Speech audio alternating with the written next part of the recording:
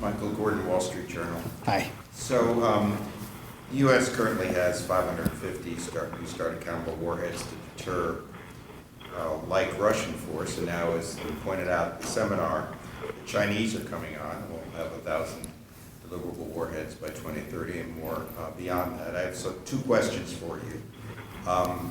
As a commander who has to look at targeting in the forces and deterrence, do you think the U.S. is going to need headroom, additional forces beyond New START when it expires in February 2026 to agree to deal with this augmented threat? I'm not saying you have to match them one for one, but are you going to need more capability? And a second related question is, do you think there's a need, requirement for a new low-yield theater system to add to deterrence? Some people think it could be Swick-O-Men, some people think it could be an Alchem, some people think maybe rotating bombers.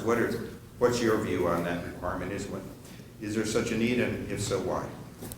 Yeah, so I'll start with the first question. So one of the things when I first took command here last December was the fact that I was obligated, and as a matter of fact, the NPR actually gives me the opportunity to, within the policy realms of the administration, to look to assume and see that the strategy still meets the need and have the deterrent effect that we need to have. So, I will tell you that this command right now is looking into that.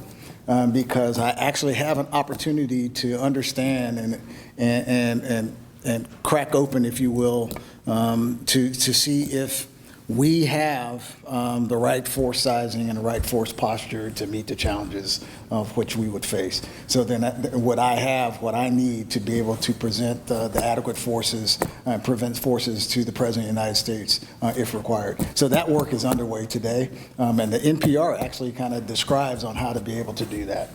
The second piece you asked was a non-ballistic, I think is what you're really referring to. Is there a need for an additional or low yield beyond the download Trident, a low yield theater system to augment deterrence? In what form might so I don't really describe it in that way. The way I describe it is when I look for deterrent challenges that I have in my portfolio or don't have in my portfolio, what do I have and what I do not have.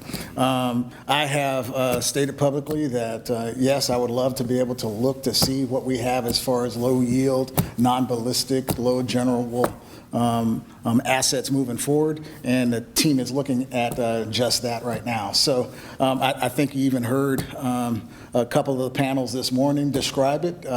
Having a wider opportunity to brief, more options is better than less options. If I'm presenting to the President of the United States, and I would love to be able to have more options. And Moriyasu Nikin.